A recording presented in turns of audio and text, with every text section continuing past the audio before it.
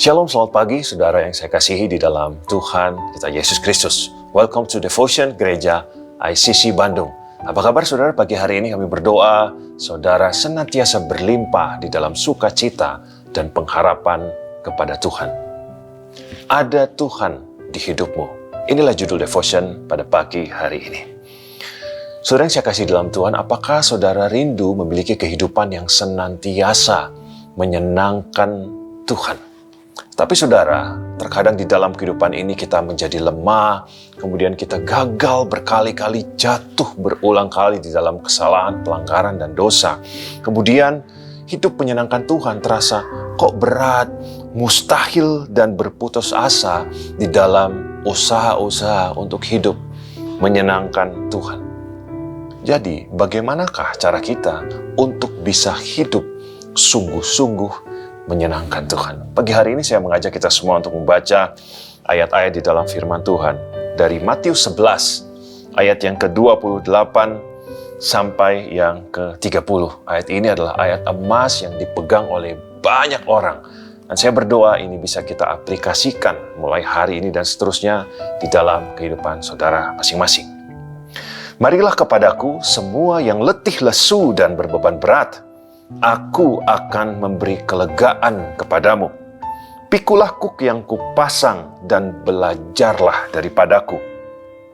Karena aku lemah lembut dan rendah hati, dan jiwamu akan mendapat ketenangan.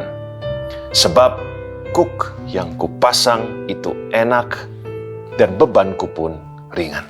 Saudara, ayat ini kita sudah familiar dan kita sudah dengar berulang-ulang kali. Apa konteks ayat ini di dalam kitab Matius ini? Saudara terkasih, ayat ini muncul di tengah frustasinya bangsa Israel untuk hidup di dalam usaha hidup sempurna melakukan hukum Taurat. Kemudian muncullah ayat ini sebagai ajakan juru selamat Tuhan Yesus sebagai Mesias kepada bangsa Yahudi. Apa sih yang terjadi waktu itu, saudara? Saudara, keadaan waktu itu bahwa hukum Taurat itu begitu berat dan sangat-sangat membebani. Kenapa membebani? Kenapa, saudara? Karena hukum Taurat itu sifatnya lahiriah. Lahiriah maksudnya kita dapat terlihat apakah berhasil melakukan hukum Taurat atau tidak. Itulah yang menjadi beban. Saudara, di dalam keyahudian kita tahu ada ke-10 firman. Ini adalah firman yang diberikan kepada Musa, kepada bangsa Israel sebelum mereka masuk ke dalam tanah perjanjian. Ke-10 firman itu, jangan ada padamu Allah lain di hadapanku, jangan membuat bagimu patung yang menyerupai apapun, ingatlah dan kuduskanlah hari Sabat, hormatilah ayah dan ibumu, jangan membunuh, jangan mencuri, kemudian jangan mengingini milik sesamamu. Itu adalah ke-10 firman, dan ini adalah undang-undang dasar, seperti undang-undang dasar yang terutama di dalam keyahudian.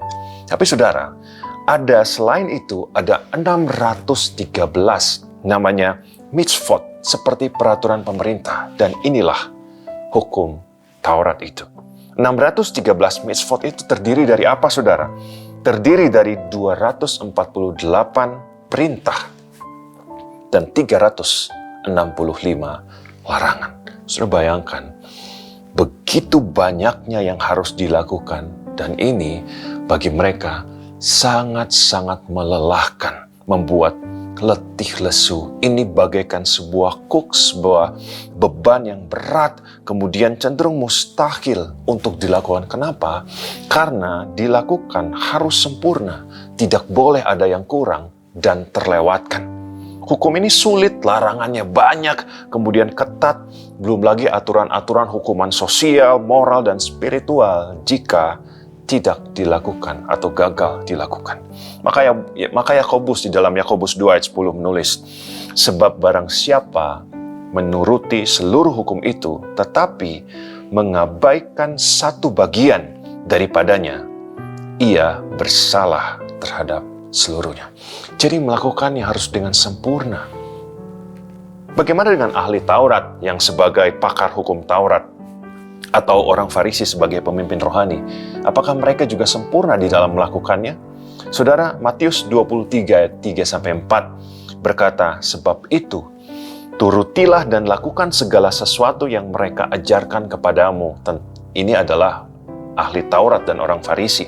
Tetapi janganlah kamu turuti perbuatan-perbuatan mereka, karena mereka mengajarkannya tetapi tidak melakukannya.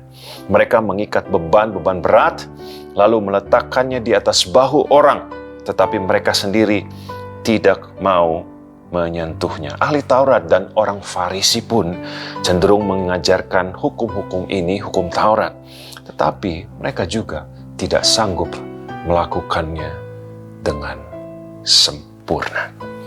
Jadi bagaimanakah untuk hidup berkenan pada waktu itu?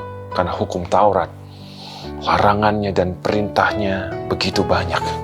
Saudara Paulus berkata di dalam Galatia 2 ayat 16, kamu tahu bahwa tidak ada seorang pun yang dibenarkan oleh karena melakukan hukum Taurat, tetapi hanya oleh iman dalam Yesus Kristus. Sebab itu kami pun telah percaya kepada Kristus Yesus, supaya kami dibenarkan oleh karena iman dalam Kristus, dan bukan oleh karena melakukan hukum Taurat. Sebab tidak ada seorang pun yang dibenarkan oleh karena melakukan hukum Taurat. So, ajakan juru selamat di dalam Matius 11 ini adalah ajakan Yesus. Kau mau hidup menyenangkan Tuhan, kuncinya adalah iman kepada Yesus Kristus. Inilah jawabannya, saudara.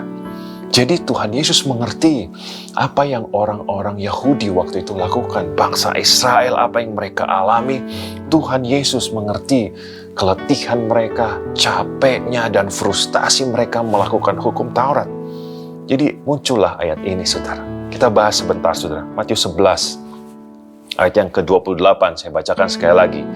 Inilah ajakan juru selamat. Ini adalah ajakan Tuhan Yesus kepada orang-orang Yahudi yang waktu itu frustasi melakukan hukum Taurat. Marilah kepadaku, semua yang letih lesu di dalam melakukan hukum Taurat dan berbeban berat di dalam melakukan hukum Taurat, karena aku akan memberikan kelegaan kepadamu. Tuhan Yesus mengerti kelelahan mereka dan ingin memberikan kelegaan. Bagaimana cara Tuhan Yesus memberikan kelegaan? Begini, saudara. Matius 11 ayat 28. Marilah kepadaku semua yang letih lesu dan berbeban berat, aku akan memberikan kelegaan kepadamu. Jadi saudara, Tuhan Yesus mengerti kelelahan orang Yahudi waktu itu, frustasi mereka dalam melakukan hukum Taurat yang begitu banyak dan begitu berat, tetapi harus sempurna di dalam melakukannya. Nah, Tuhan Yesus ingin memberikan kelegaan. Kelegaan seperti apa yang Tuhan Yesus ingin berikan? Matius 11 ayat 29 berkata seperti ini.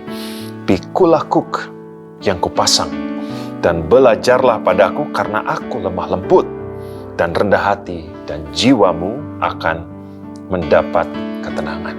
Saudara, saya jelaskan sebentar bahwa kuk itu adalah palang kayu yang memisahkan kedua binatang atau hewan penarik, sehingga bersama-sama dapat menarik beban untuk menyelesaikan, mengerjakan sebuah pekerjaan. Kita bisa lihat ini bisa dipasangkan kepada lembu, keledai, sapi, atau kuda. Seperti gambar berikut ini, saudara. Nah, di dalam ayat ini, kalau kita melihat ada kuk yang berdua ini, ada sebelah kiri dan sebelah kanan, Tuhan Yesus maksudkan adalah di sebelah kiri misalnya adalah kita, tapi di sebelah kanan ada Tuhan di situ. Kita tidak sendiri. Jadi ketika Tuhan Yesus bilang, pikulah kuk yang kupasang, kuk itu dipasangkan kepada kita, tetapi di sebelah kita ada Tuhan di dalam kuk yang sama, paralel yang sama. Jadi kita itu memikul kuk bersama-sama dengan Tuhan, dan itu akan menjadi ringan karena Tuhan Yesus ada di sampingmu. Kita tidak berjalan sendirian, kita tidak mengerjakannya sendirian, kita tidak mengusahakannya seorang diri, kita tidak dibiarkan seorang diri. Nah, saudara, kemudian ayat berikutnya, Matius 11, Ayat yang ke-30, sebab kuk yang kupasang itu enak dan bebanku pun ringan. Apa maksudnya? Saudara ingat bahwa tadi saya sudah beritahukan total dari hukum Taurat itu ada 613 mitzvot. Tetapi Tuhan Yesus dari 613 merangkumnya hanya menjadi 2 poin. Matius 22 ayat 36 sampai yang ke-40. Muridnya bertanya, "Guru, hukum manakah yang terutama di dalam hukum Taurat?" Jadi dari 613, mana yang paling utama di antara semua itu? Jawab Yesus kepadanya, "Kasihilah Tuhan Allahmu dengan segenap hatimu dan dengan segenap jiwamu dan dengan segenap akal budimu. Itulah hukum yang terutama dan yang pertama. Dan hukum yang kedua yang sama dengan itu ialah kasihilah sesamamu manusia seperti dirimu sendiri.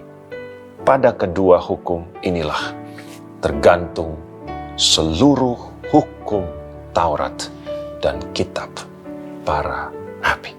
Saudara sudah pasti 2 poin jauh lebih bisa dimengerti dan dilakukan dengan fokus daripada 613 poin yang tadi.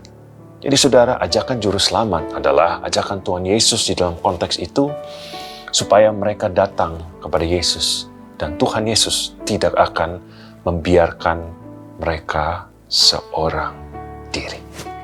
Saudara, apa yang bisa kita pelajari pada pagi hari ini? Saudara rindu hidup menyenangkan Tuhan, hidupmu kudus di hadapan Tuhan, berkenan, memuaskan hati Tuhan, setiap hari lepas hari berjalan di dalam hidup yang berkenan, usaha-usaha kerinduan kita, panggilan kita untuk hidup mengasihi Tuhan dengan sungguh-sungguh.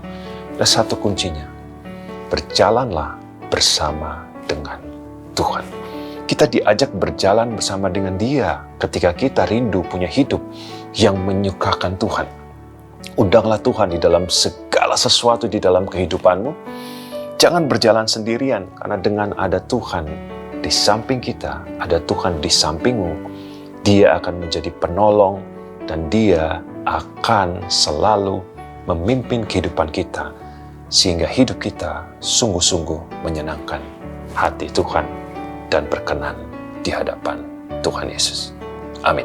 Mari kita berdoa bersama-sama saudara. Tuhan Yesus, pagi hari ini kami bersyukur untuk setiap firman yang kami sudah dengar. Kami percaya ada kemerdekaan di setiap firman Tuhan. Tuhan Yesus, buat setiap kami yang rindu punya kehidupan yang menyenangkan Tuhan, rindu punya kehidupan yang memuaskan hati Tuhan, yang memuliakan nama Tuhan, kehidupan kami sungguh-sungguh berkenan di hadapan Tuhan. Dan saat ini Tuhan, kami undang Tuhan untuk hadir di dalam hidup kami, berjalan bersama-sama dengan kami, menyertai kami di dalam kerinduan kami untuk punya hidup yang berkenan di hadapan Tuhan. Kami percaya kami tidak berjalan sendiri ketika Tuhan menyertai kami.